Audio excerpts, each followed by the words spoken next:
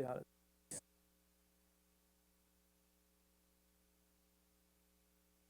Okay. Thank you. So my name is Andree Toonk. I run a service called bgpmon.net, where we look at all kinds of interesting BGP events, origin AS changes, hijacks, outages, stuff like that. So in this presentation, we're going to look at some of the recent events that we've seen and try to see if they are in fact malicious or just incidents, accidents, stuff like that. So we're going to look at a few events. The first one is hijacking for monetary gain, and we'll look at some of the Bitcoin stuff there. Using BGP to apply censorship, IP squatting by spammers, how BGP can be used as a DDoS vector, and a few other ones. So let's start with the first one. So this is supposedly the largest Bitcoin farm in the United States, somewhere in Washington State. There are literally thousands and thousands of boards collecting Bitcoins. So there are nowadays, dedicated data centers with dedicated hardware just collecting Bitcoin, just to show you that there's a lot of money to be made with that. Sometimes that goes wrong. This is a similar large Bitcoin farm in Thailand that unfortunately went up in flames. Supposedly they weren't insured. But it does show that a lot of people do invest heavily in buying hardware, set up data centers and stuff like that. But most of us, or if you're interested in Bitcoin mining, probably don't have that. And instead what we do is we just use cloud resources, right? Use Amazon, OVH, DigitalOcean, whatever you're used to. So that's sort of where this story starts. So the way Bitcoin works is when a Bitcoin miner comes online, it registers itself with a Bitcoin sort of a group server. And they have a protocol. It's just a bunch of JSON messages that go back and forth, where you get jobs, you get your rewards from, but the server can also redirect you to another group server for load balancing purposes. So if you do not have thousands of dollars worth of hardware or willing to spend it on cloud resources, if you can somehow get access to this pool server and you get all the sort of jobs and you talk to all these servers, then you have potentially access to a lot of computing resources. And that's exactly what happened with this attack. So this was originally published and detected by the guys at Dell SecureWorks, and they have a really good report explaining how this worked. But what happened was some of these pool servers run in OVH and DigitalOcean, Amazon, all the typical cloud computing resources. And what happened is that the attacker, which either was a Canadian ISP or he had access at a router for this Canadian ISP, announced more specific /24s for several of these Amazon, DigitalOcean, etc. blocks. Then set up a server listening to the IP addresses that supposedly were these pool servers. Only did it for a few minutes, but it was enough to get the Bitcoin miners to talk to them. He then initiated a redirect saying, okay, I'm going to load balance you to another server, to a server that he controlled. And now the Bitcoin miners are sort of sticky to that server. They collected all these, or they were generating Bitcoins or finding the magic algorithm, whatever, how it works exactly. But they were never getting any rewards for it. Instead, he was keeping the rewards. So it's interesting that the hijacks are fairly short in duration, but because he was able to redirect them to another server, the miners would use that server for a long time. There were a bunch of providers that were affected by this. Obviously, a very advanced and targeted attack, but also interesting because it wasn't just like, I'm going to originate this new /24 and set up a server. He was also trying to actively hide himself. It was using, I guess, a technique called ASBOF spoofing. This is really just ASBOF prepending. And at times you could actually see, if you looked at the rightmost AS in the ASBOF, which is normally the origin AS, you could actually sometimes see like he was actually putting in Amazon or just a range of ASNs that were totally unrelated. But if you looked a little bit closer, you could see that there was always one ASN that was in common, which was this Canadian AS. So the guys at Dell SecureWorks estimate that about $83,000 worth of Bitcoins were stolen this way. Looking at the BGP data, we can see that the scope was still a bit limited to only peers at the Toronto Internet Exchange, TORX, because we only saw the announcement via peers of this network on the TORX. So that means that it's a fairly large exchange. Still lots of people that were affected by this. If we look at the numbers, we saw about 51 prefixes and 19 ASNs. And again, those ASNs are all the ones that you expect: AWS, OVH, DigitalOcean, eSwap, etc. So definitely, I think this definitely is targeted. Interesting. Even though obviously he was typically only interested in 1 or 2 blocks out of that /24. These blocks are typically announced as larger blocks, so especially Amazon announces like large chunks, like /18s, 15s. If you have a prefix that happened to be in that same /24, that would have been affected as well. So there was some collateral damage as well. Another thing, so Jeff just talked about how DNS can be used to bypass censorship. So this is a perfect example of that. In the spring of last year, the Turkish president ordered, there were elections, and there was stuff on YouTube and Twitter that he didn't want, I guess, the people in Turkey to see. So he ordered that to be blocked. And there's different ways of doing that, but in this case, they decided to do it on the DNS level. Pretty quickly, pictures like this showed up in the news, and people had found a way around the censorship. So you saw 8888 being spray painted on walls, bus stops, and stuff like that. People were now all of a sudden able to get around this censorship. So everybody happy, except for the government. At that point, they ordered to null route the addresses of these popular open or DNS resolvers. Addresses that were being null routed were these 888, Google's OpenDNS, level 3 open resolvers were all affected by this. But the initial null route was actually very short in duration, because the problem was they broke the whole internet for everyone in Turkey, or at least everyone who uses this. Because the internet or the DNS was broken, it's like the internet's broken. But obviously, so they undid that, but a day later they did it again. They inserted a new route or /32 routes for these popular DNS services, had now set up a DNS server with those addresses, and were actively intercepting and rewriting these requests. So at that point, we could see, for example, at OpenDNS, significantly, or almost 100% drop in traffic from Turkey for 1 or 2 days. Scarily enough, the service still seemed to be working for the users in Turkey. But in fact, talking to Google or OpenDNS, they were in fact talking to a server controlled by the Turkish government. So this is an example of the Turk Telekom looking glass at that point. So we requested the route for 8888, and what you can see, or what you would expect, is a /24 with Google's origin ASN. But in fact, what you're seeing is a /32, and the AS bus empty. It's an internal route, so they are originating this route and now redirecting it to a server they control. And similar routes were visible for OpenDNS and level 3. So if you then did a dig from within Turkey, we used RIPE Atlas to initiate this measurement. So in orange, you can see a DNS lookup for youtube.com using 888 from within Turkey. And this is the address that you got back, the one in orange, which is a server controlled by Turk Telekom. And interestingly, Twitter was pointing to the same address as well. And in green is something you would expect to see. So this is another example how we can use, or how people are using censorship or BGP to apply censorship. Set up a new server that they control and do with it, do whatever you want, basically.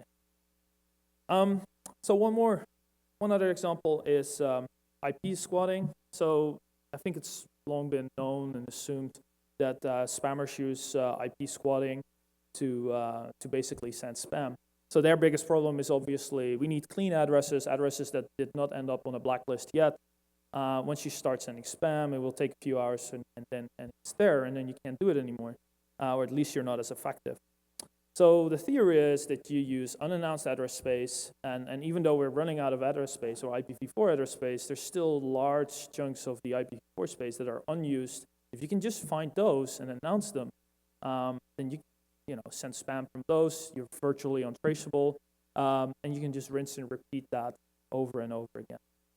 So we got some emails from people who use our service and saying, hey, I've noticed that my address has been announced, and now I'm on some spam called blacklist. After the second email, we started to look into this a little bit closer with these users and found some interesting patterns. So one of the ways you can detect these operations is to just run some top 10 or top 20 lists of people who originate new prefixes every single day.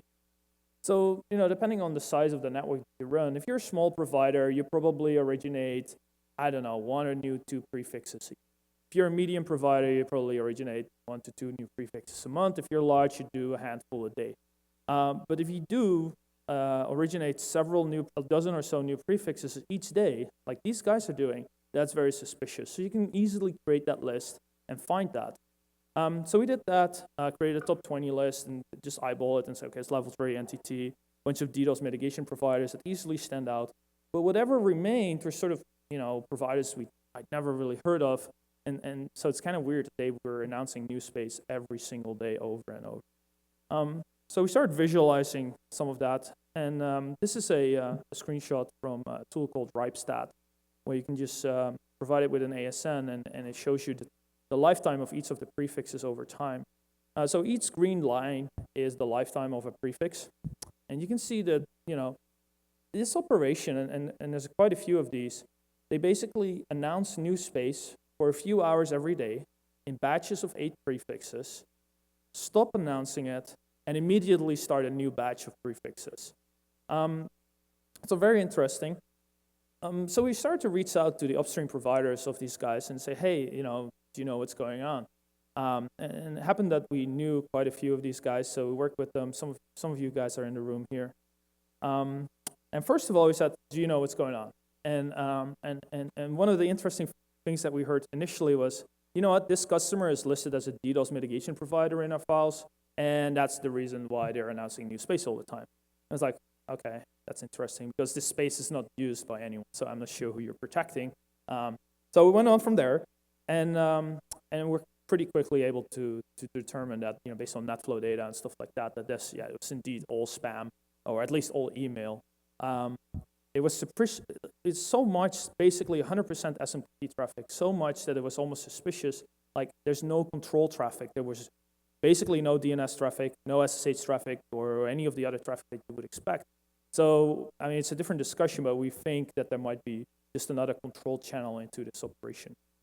But the second question quickly became, why are you not filtering these guys? It seems to me that you're just letting them announce new prefixes at will. I know you're reputable. What's going on here? Did you just forget to apply the filters or something? And he said, no, we use strict filtering, and our filters are based on route objects. And indeed, it turns out that these guys had added route objects for each of the prefixes that they announced.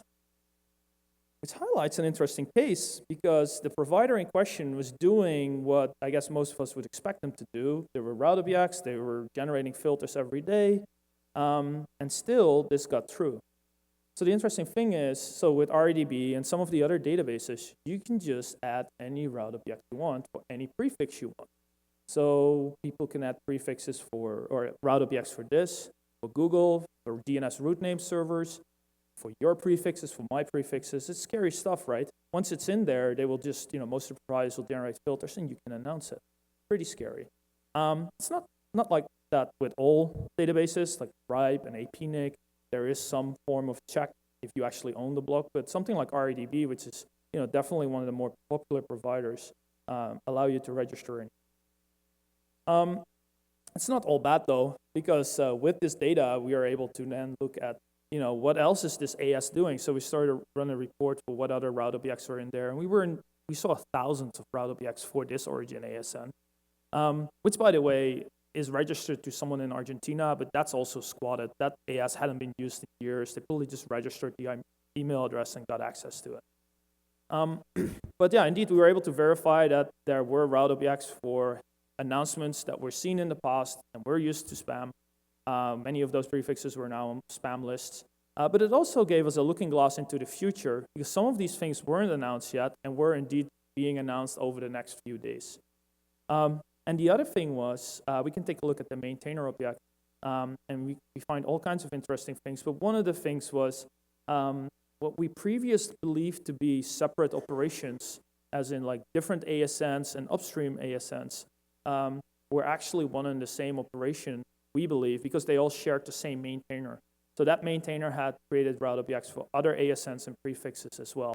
Basically done the exact same thing, but just share the risk a little bit, like this upstream provider is going to shut me down and at least have the other one still.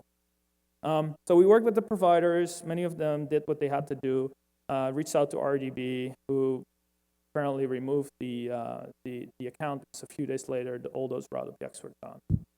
So this is another interesting case where spammers use this a lot, because there are literally thousands and thousands of these things going on and still are going on. This is another interesting picture for another one of the other ASNs.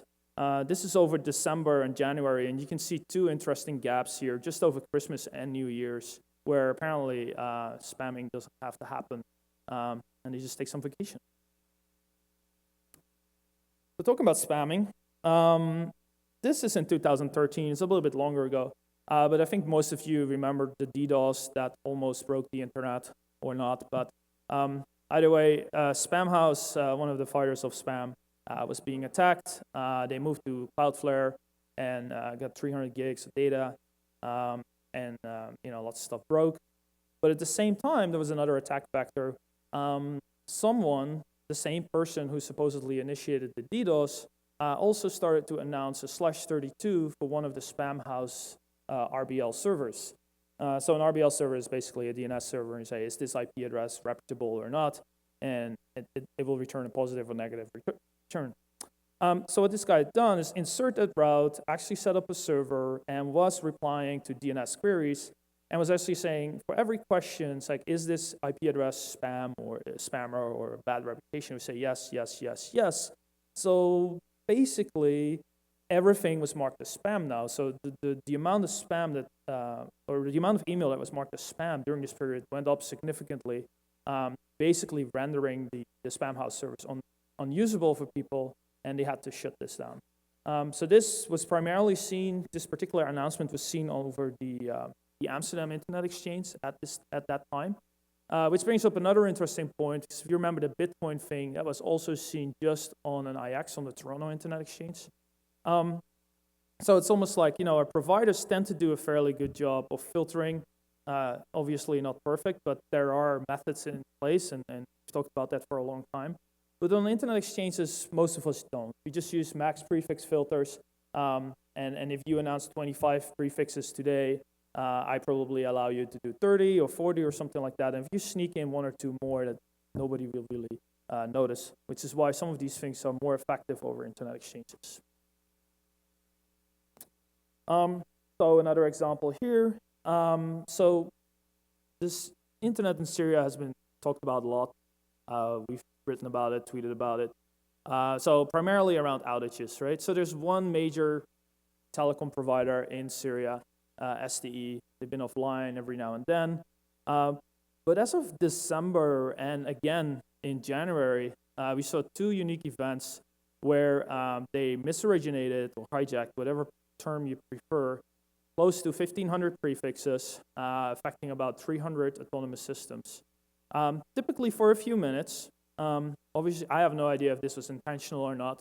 I can just look at the data. But either way, I think it doesn't really matter because traffic was affected. Traffic was being redirected, and this is a visualization for one of the YouTube prefixes. The big red dot is Syrian Telecom. You can see that all the announcements were propagated through, in this case, Telecom Italia. SDE has multiple upstream providers, but this was only seen through Telecom Italia and then propagated to the guys like NTT, Hurricane Electric. All these guys together have a fairly large customer cone. So it's likely that many of these guys would have been redirected towards Syria. Prefixes that were affected included level 3, DoD, YouTube in this case. So there would have been quite a volume of traffic, and as a result, the links would probably have been congested. So whether this was intentional or not, could argue, but definitely it would have affected connectivity for these prefixes for a significant amount of users. And this is another, sort of similar case where route leaks. So I guess route leaks, the term's been used for different things, but what I mean in this case is you have two providers like level 3, NTT, and a smaller guy in the middle, and the small guy basically relays the routes that it learns from level 3 out to NTT, vice versa. Some of that is filtered, but sometimes we see stuff filtering through, and typically this has to do with people with outdated prefix filters where maybe Cloudflare or AWS in this case used to be a customer, and they would just match on the prefix and it gets through. So this caused a significant outage for Cloudflare in October. AWS was affected by the same incident, and it actually happened again just like a month later with a provider in the Philippines, where you can clearly see lots of people changing paths to that smaller provider. If you think about the amount of traffic that guys like AWS and Cloudflare do, obviously depending on the prefixes that were affected, it's easily a few dozen gigs, maybe 100 gig or so, depending on the prefixes. But it's probably more than these smaller providers can handle, and that's exactly what happened in October. Traffic gets rerouted to, in this case, Colombia or Argentina, and that's where there's a bottleneck, and again, there's an outage. These things happen quite a bit. They've happened for a while. We all know about this, but they do cause significant outages. Most of these are not intentional or malicious, but again, the effects are very similar. So we looked at a few examples. Some of them definitely look suspicious. You talked about the Bitcoin one, the Turkey one, Spamhaus incident. But the far majority ones are probably just incidents and fat-fingered. That doesn't mean that it doesn't matter, because it probably still causes an outage or some kind of an event for your network. When we look at what are the causes for some of the incidents that think are accidents, it's typically route redistribution, BGP into OSPF or ICS, and then out to BGP again. Traffic optimizers tend to be, strangely enough, a lot of times involved somehow. So traffic optimizers are devices like Noctian and Internet. They figure out what are your popular destinations, and then they do measurements, and they figure, oh, if you wanted to go to YouTube, your provider here is better than the other. Sometimes they create new announcements. So let's say that, I don't know, there's a /16, and they're going to optimize that. What they do is they make up a new /2 new /17s, insert that, and that's all fine as long as it stays within your own network, but then it leaks out, and people basically leak out this bad announcement, similar as what happened with Pakistan and YouTube, where they basically exported their censorship. Another interesting one is if you look at the ASNs that are involved in what appears to be hijacking, you see a suspiciously high number in the lower AS numbers. So AS2, 3, and 4, 5 seem to do lots of hijacking, which seems odd. But in fact, it's not really a hijack. What are people really trying to do is AS-PAF prepending. So they type in, I want to prepend twice, or 3, or 4. What you don't realize is what they actually type in is the AS-PAF. So what you then typically see is the next hop is the actual ASN. So it's not a hijack, but it's definitely an interesting observation in terms of who's involved in these kinds of things. Anyways, that was a quick summary of what is going on. Lots of non-suspicious events, but definitely some interesting ones that I think are worth looking at. That's it. I think we have 5 minutes for questions, if there are any.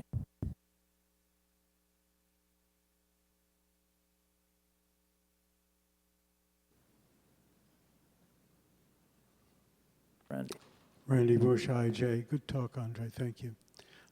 Two things. One is a comment, which is you can put anything in the right database. It does have more protection, so does APNIX, but it's got plenty of garbage. It is not golden. Two is What interests me more is the path attacks. We have the one at AT&T in 2007. We have the well-known one by Tony and Alex at Black Hat in, 2008. But seeing it in Amazon. And the problem with them is a well-done path attack is very localized, which is for financial gain ideal. Everybody in Cleveland sees the Cleveland Bank is in my back pocket. Much harder to detect, much harder to see. What kind of measurement infrastructure, if we wanted over the next couple of years, to see if these were occurring? You know, the right Atlas probes are usually too far from the routers. Is there anything we can do to try and see, you know, the misannouncements, they're happening every day, we're used to them, we know what to do about them, someday we'll do something. The path attacks are sneaky, nasty, and really hard to detect. Yeah, that's a good question. I don't think I have a real solution, but I'll throw out some of the things. So first of all, yeah, just looking at the origin AS is very dumb, and you'll catch a lot of the noise.